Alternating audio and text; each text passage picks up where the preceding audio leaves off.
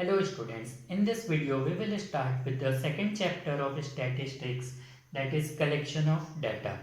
Okay, so data is mainly classified into two parts, primary data and secondary data. So firstly we will deal with what is primary data and then we will move to secondary. Primary data. When data is collected for the first time from the primary source, it is called primary data. It means that this type of data is collected for the first time. Okay, it has not already been collected or we are not copying it from somewhere else, but this data is being collected for the first time and we are collecting it from directly from the source. Okay, from whom we need the information, we are collecting from that particular person. So it comprises of primary data. This can also be said as first hand data. Okay students, now there are several methods of collecting primary data. So one by one we will see that what are the methods of collecting primary data. So the first method of collection of primary data is direct personal investigation. When we want to collect the data, then we can directly contact the person. Okay, and when we are directly investigating that person and collecting the data, then it is known as direct personal investigation. Suppose if I want to know the marks of students of class 11th, so instead of asking someone else, what can I do is that I can directly go to the class and I will ask each and every student their marks and I will note it down. So here which method is being followed? Direct personal investigation. The second method is indirect oral investigation.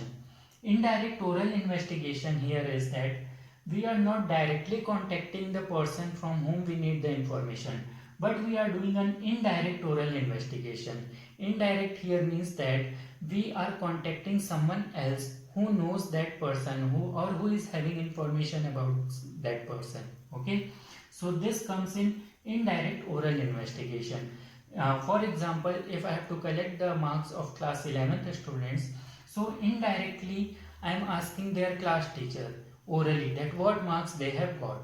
So this may be termed as indirect oral investigation. Third one is information from local sources. Now information of local sources here means that I am not directly going to any of the locality. If I want to collect the information of a particular locality, so I will appoint some of the local person to collect the information and give it to me. So when I am appointing some of the local person there, so this type of information or this type of method will be known as information from local sources.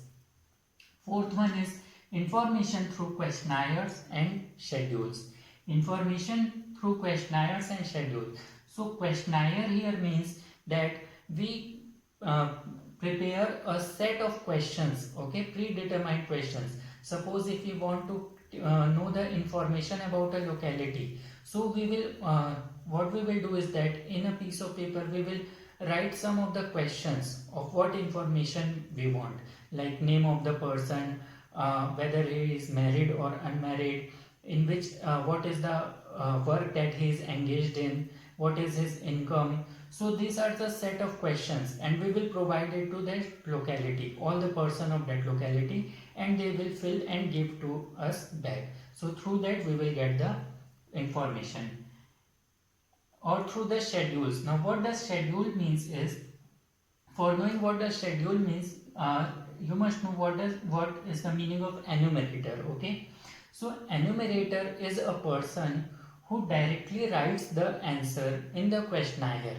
Suppose I am the investigator and I want the answers, information. So I will appoint a person who is an expert in collecting data. Okay, and that person will go to the localities and he will ask the questions and then he will write that answers. Okay, so the person who is directly investigating and directly writing the answers, that person is known as enumerator. And when in a questionnaire, when enumerator writes the answer himself, then that is known as schedules. Okay, in questionnaire the person writes the answers from whom we want the information, but in schedules the enumerator writes all the answers. Okay, so these were the methods of collecting primary data we have seen. Now we will see that what are the qualities of qualities of a good questionnaire. When we need to prepare a questionnaire, then what precautions should we keep in mind? Okay, so let's move to the next topic about the qualities of a good questionnaire. Before moving to the qualities of a good questionnaire, we were missing something. In last point, we are seeing that information through questionnaires and schedules, we are having two methods, mailing method and enumerator method. So mailing method here means that we prepare the questionnaire and we send to all the person from whom we need the information through mail. Okay, we directly mail them the questions and they fill that questions and they reply to us. And second was the enumerator method. In this we appoint an enumerator. He goes to the person and he collects the information and fills the questionnaire. Okay students, mailing method is mainly performed when we need information from a large area, and when the area is less or we need an accurate information, then enumerator method can be followed. Now we move on to the qualities of a good questionnaire.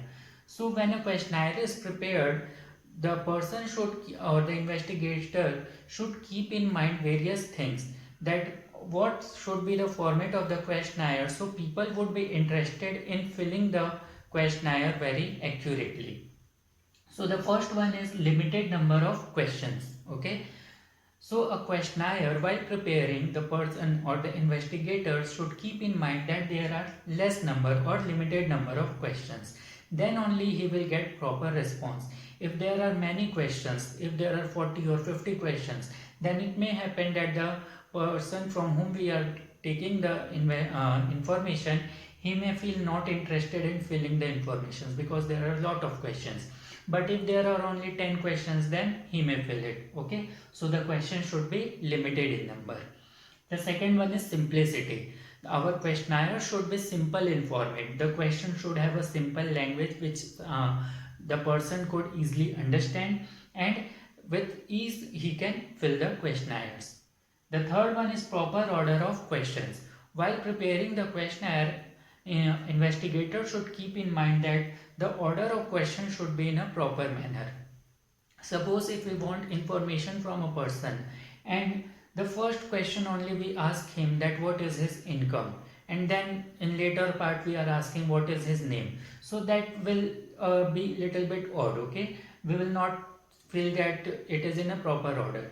So the question should be framed in a proper order, that what is his name, where does he live, then some of more questions, and then we will come to the income part. Next one is non-controversial. The questions which are included in the questionnaire, that should be non-controversial, which means that no personal question should be there or any of the questions with which the informant could get offended. Okay, so there should be non-controversial questions. We should only focus on those questions whose answer we are in requirement of. Next one is pre-testing pilot survey.